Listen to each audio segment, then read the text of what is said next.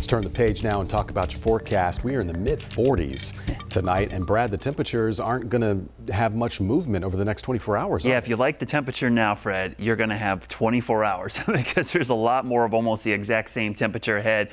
Drizzle, rain overnight, Saturday, it's a washout. It's going to be chilly. The good news, Easter Sunday, it's going to turn sunny, breezy, but it's still going to remain on the cool side. Tonight, we've got areas of drizzle and mist continuing to push across the area. One band that's been very persistent here in the foothills, northwest Piedmont. Another band that's been really persistent down through the PD region up to the Sandhills in the Midlands of South Carolina. Now, what I'm watching is down to our southwest because there's another wave of low pressure. It's actually down here over the western Gulf of Mexico, southern parts of Louisiana.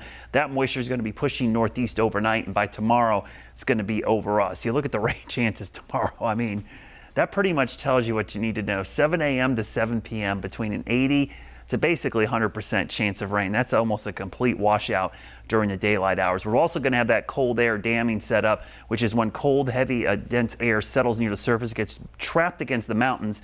The mountains act like a dam. It keeps it in place, and at the same time, we get warm, humid air riding up and over it, which dumps rain into that air mass. Some of it evaporates. It cools the air more. It's a positive feedback loop.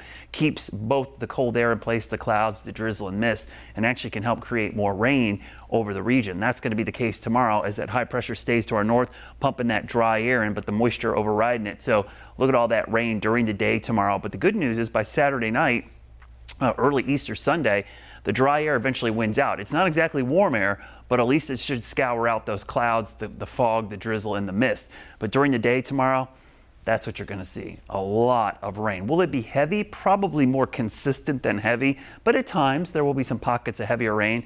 By late evening, we start to see it move out, and by the time you wake up Sunday morning, sunrise services actually could see the sunshine rising there in the east right before 7 a.m., but a cool breezy day for Easter Sunday. The rainfall amounts heavier to the southeast. That's where we should see the pockets of heavier rain, generally a ½ an inch up to 2, maybe 2.5 inches from northwest to southeast across the area. So looking at the weekend, Saturday is a complete washout. No other way to really put it. Sunday looks great. The difference in the 2 days is rather stunning. So sunrise services on Easter, clearing, windy. Look at that wind, northeast wind.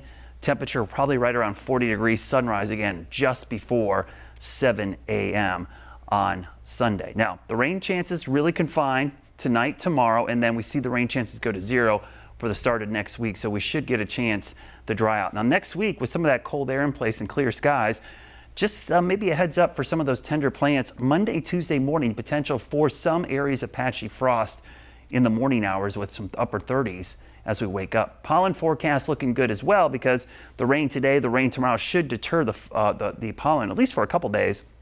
But by Sunday, Monday, that pollen's going to surge back. Now, looking long term, there are signs things are going to warm up around here, and we're going to start to see that next week. So as chilly as it is right now, things will turn around fairly quickly next week. So here's the weekend forecast. Definitely a tale of 2 days. Saturday, wet temperatures, mid-40s, just a miserable raw day. Sunday, not much warmer, but definitely warmer. The key part here, the sunshine and the dryness. Here's your Guy Roofing 7-day forecast.